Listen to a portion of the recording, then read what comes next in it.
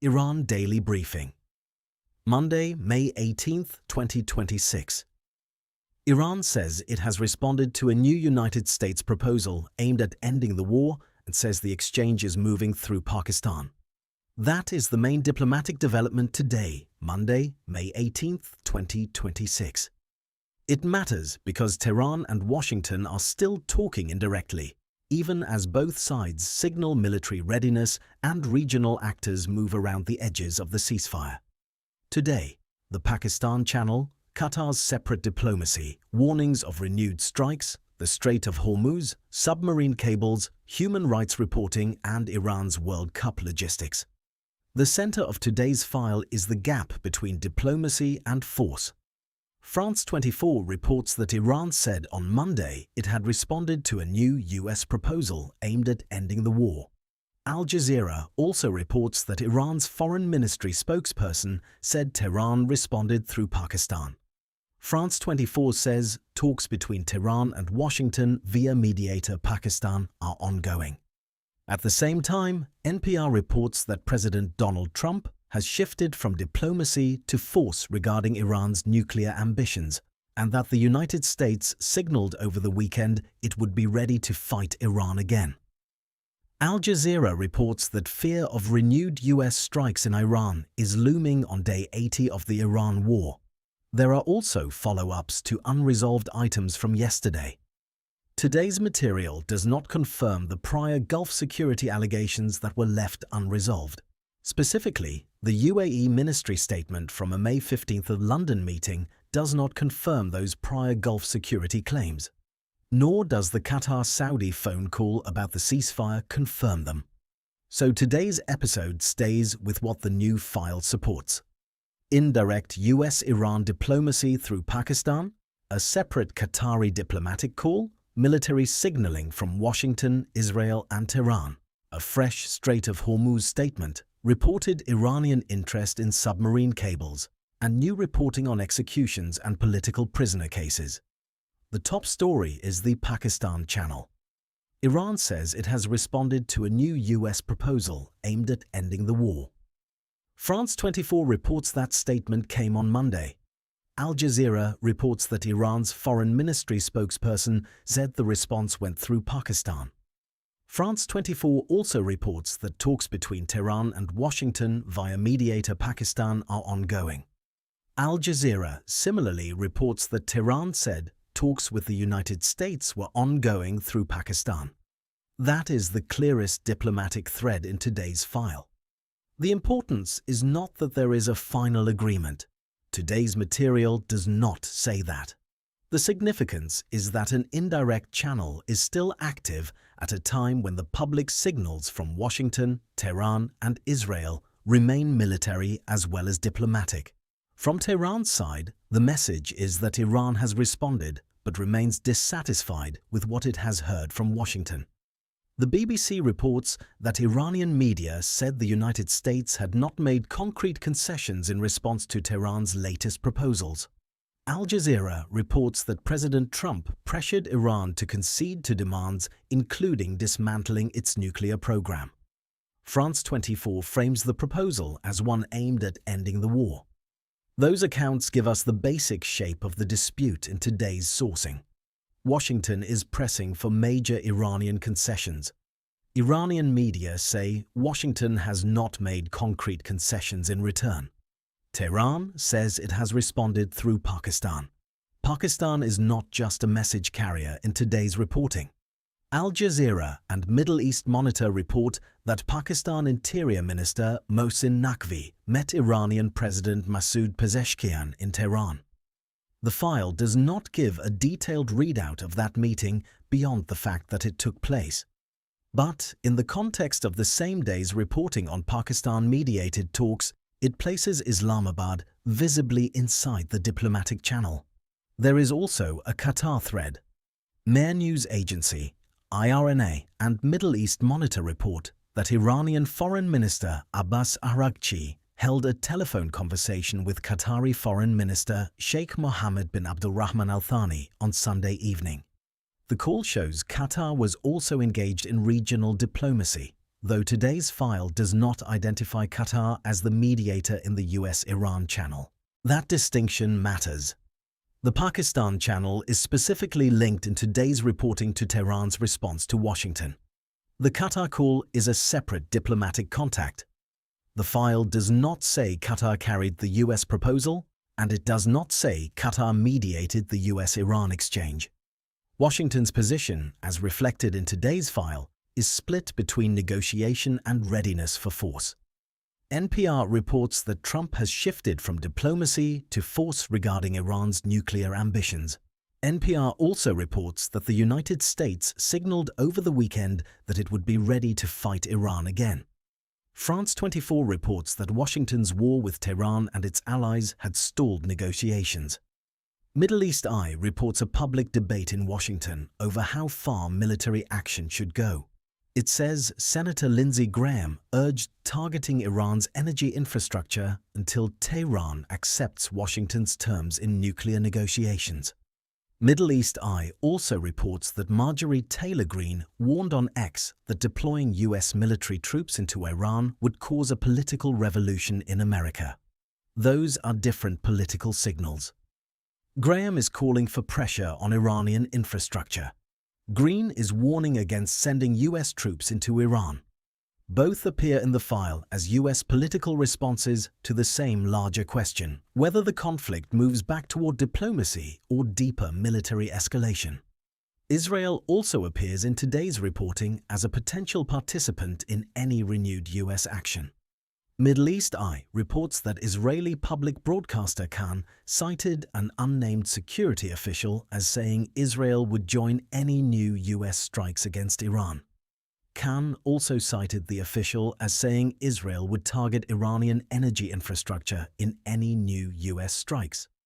Middle East Eye separately cites Channel 13 reporting that dozens of US cargo aircraft carrying ammunition from bases in Germany landed in Tel Aviv over the past 24 hours. Channel 13 described those deliveries as part of Israeli and US preparations for a possible resumption of military operations against Iran. These are not official US or Israeli government announcements in today's file. They are media reports, including unnamed source reporting. But they sit alongside NPR's report that the United States signaled readiness to fight Iran again. Tehran's military messaging is also present.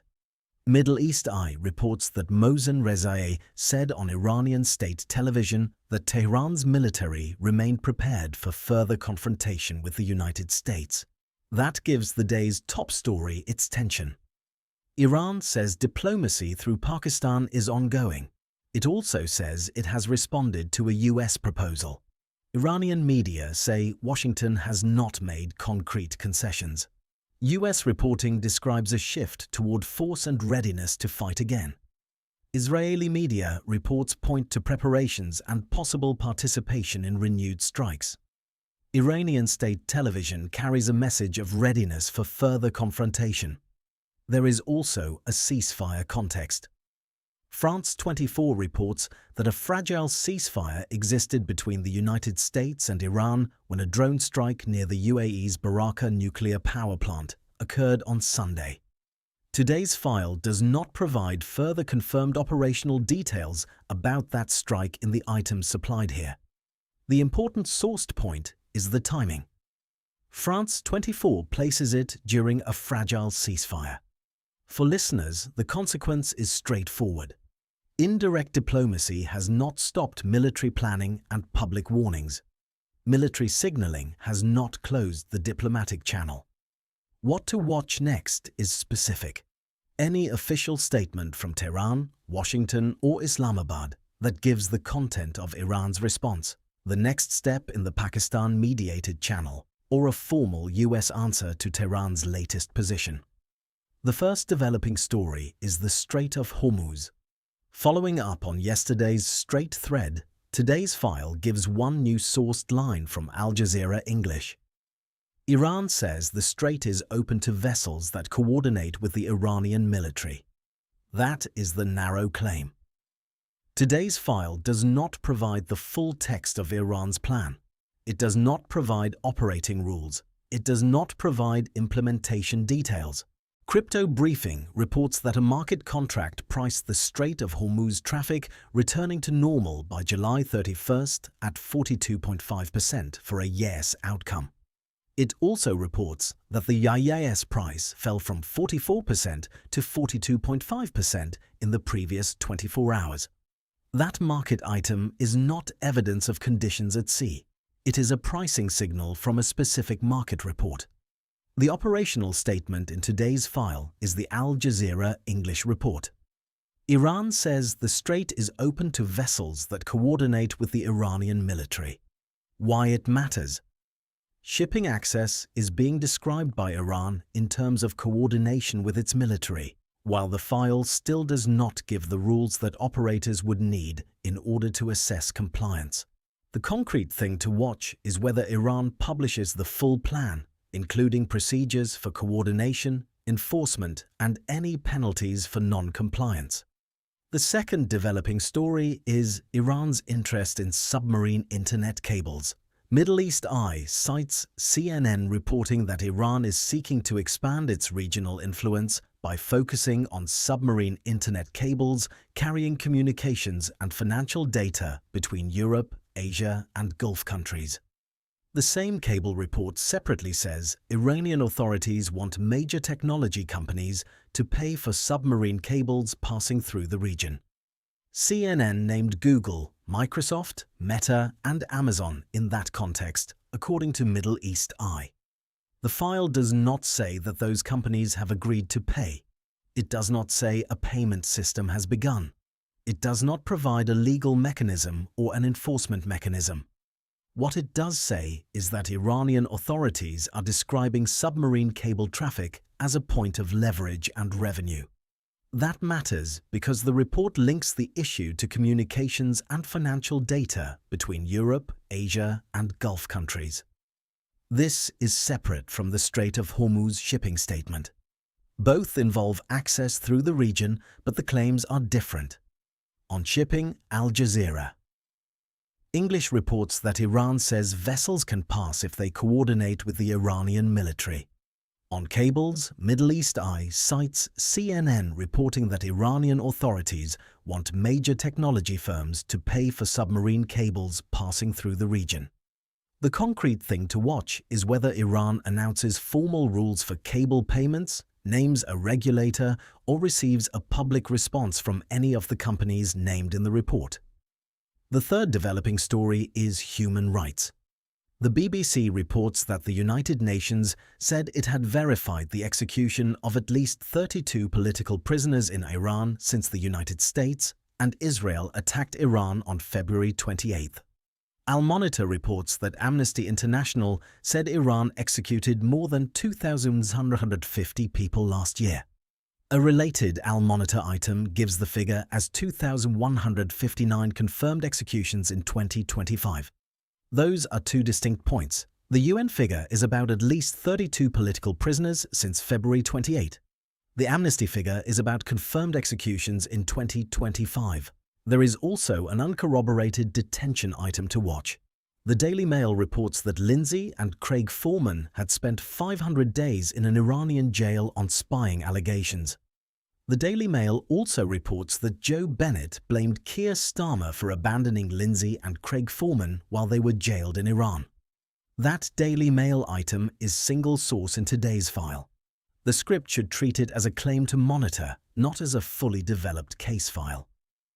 Why it matters. The human rights file is broadening from executions to political prisoner cases and detainee claims, and those issues can affect Iran's diplomacy with Western governments. The concrete thing to watch is whether the UN releases more detail on the 32 verified political prisoner executions, whether Iranian authorities respond to the UN account, and whether any additional source corroborates the Foreman detention report. The fourth developing story is Iran's World Cup logistics. Al Monitor reports that Iran's national football team planned to apply for visas to fly to the United States for the 2026 World Cup. Al Monitor also reports that FIFA Secretary-General Matthias Grafström said a Saturday meeting in Istanbul with the Iranian Football Federation was excellent. The meeting was held to ensure Iran's participation in the 2026 World Cup, according to Al Monitor. Al Monitor reports that Iran is scheduled to play all 3 of its 2026 World Cup group matches in the United States. This is not a military or nuclear story, but it does show how the US-Iran conflict is reaching into routine international systems. Visa processing, travel, and participation in a global sports event become diplomatic and administrative issues when the team is scheduled to play in the United States. Why it matters. The football file creates a practical test of whether official channels can function between Iran and the United States even during conflict. The concrete thing to watch is whether the visa applications are submitted, whether US authorities process them, and whether FIFA or the Iranian Federation issues a further statement after the Istanbul meeting. The thread opened at the start was the same one running through the whole episode. Iran says it has responded to a US proposal through Pakistan, while military signals continue on several sides. Here is the fuller picture from today's file.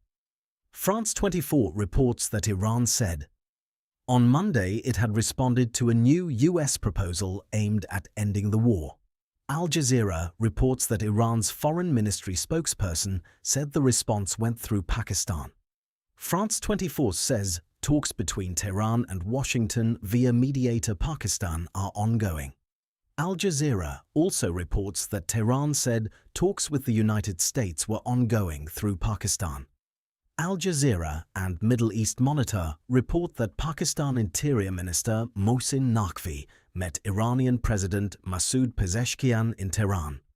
MER, IRNA and Middle East Monitor report that Iranian Foreign Minister Abbas Araghchi spoke by phone on Sunday evening with Qatari Foreign Minister Sheikh Mohammed bin Abdulrahman Al Thani. Today's file does not identify Qatar as the mediator in the US-Iran channel.